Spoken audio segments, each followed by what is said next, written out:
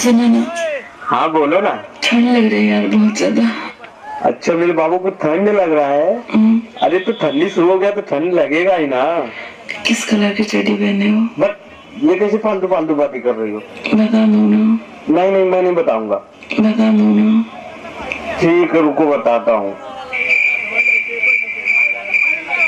वो ना चड्डी नहीं पहने हो ना? लेकिन तुम्हें कैसे पता कि मैं चड्डी नहीं पहना हूँ? सब पता चल रहा है। ये हमारे पति है। काका तोर पति है? आप सबको दिक्कत हो रही है ना? हमके कोनो दिक्कत नहीं है। जोड़िया न मोरबा तो के कोनो दिक्कत बरे? इसको चुराने की कोशिश मत करना। देखो चुराइए मत के जोड़ी ना तुरंत चले एक दूसरे में खुदे चल जाएंगे। मेरी जानू तोर जानू है तोर भतार हमन के काका हम देखलो चुना चाटी हो तो 9 उम्र में मातल बनल। मेरा रसगुल्ला हाँ करे काका एकदम खुलम खुल्ला है तो बोलने बने लुल्ला।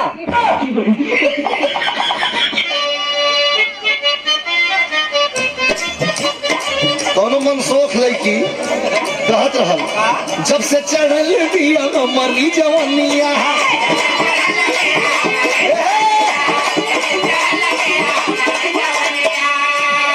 एगो अनार बा बीमार सारी दुनिया।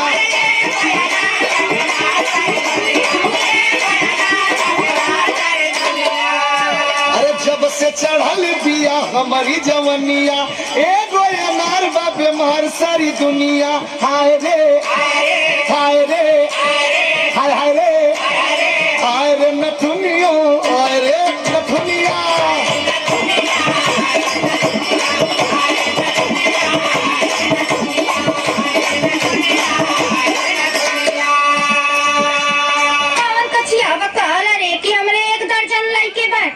हाइया पहला हाँ तो बाट सुन ली सुनु कसो कसर के रखले बा को एक दर्जन लइका बा 12 को बा मिल गला अपना का शांति। आय तोरो गाड़ी में दम होका तो तेहू पैदा कइले बैगन। हां इहो पैदा करे के चाहता लेकिन एकर कोई सहयोग नहीं खेनु करत। एथी ओकरा खातिर का करे के पड़ी एकरा? जाके घूम घूम गाड़ माराओ।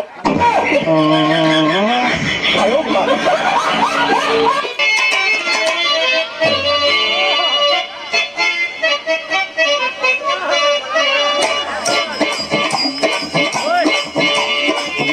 अरे नजर न के करो लग जाए ए नजर न के करो लग जाए ए रूप के कोठी में।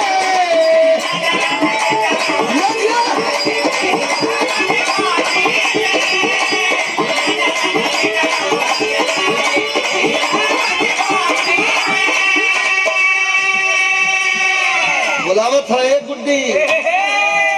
अरे नजर न के करो लग जाए यही रूप के कोठी में। एगो नीबुआ एगो नीबुआ 2-4 गो मिर्ची लटकाला चोटी में।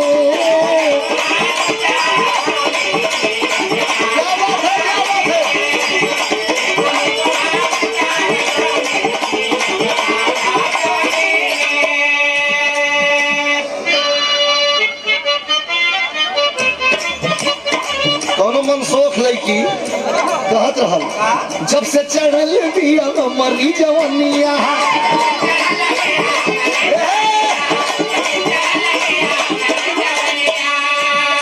एगो अनार बा बीमार सारी दुनिया।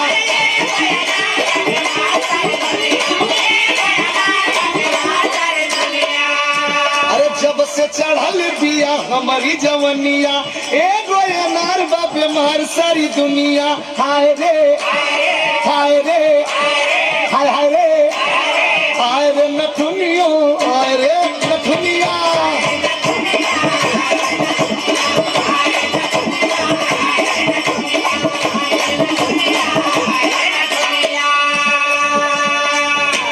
आय कौन कथी आवल वाला पुत कहल रे कि हमर मर्द चड्डी बंडी धोवाला हमार। हम कौन है? काहे तो हम देखनी कॉल पर बैठ के बाहर धोत रहे तो चड्डी बंडी। हाँ तो धोवाला हमार चड्डी बंडी। हाँ तो खिसियात का बड़े इतना? तोरो गाड़ी में दम होका तो तेहू के हमार चड्डी बंडी धो। हम काय धोम रे तोर चढ़ी बंडी तो पियाना कचिया वाला लड़ा पूते ते काय तरसे तले रे तो वाला चड्डी बंडी को आ गए बहुत सारी हम काय तरसी बेटा चाचा कहो तू है अगर भविष्य में कभी भी कौन भी चीज का जरूरत पड़े तो दिल खोल के एकदम बिना लाज शर्म का हो दिल खोल के दूसरे से मांग लिया लेकिन हमसे मत मांगिया कहे कि हमारे पास कुछ है या ना देव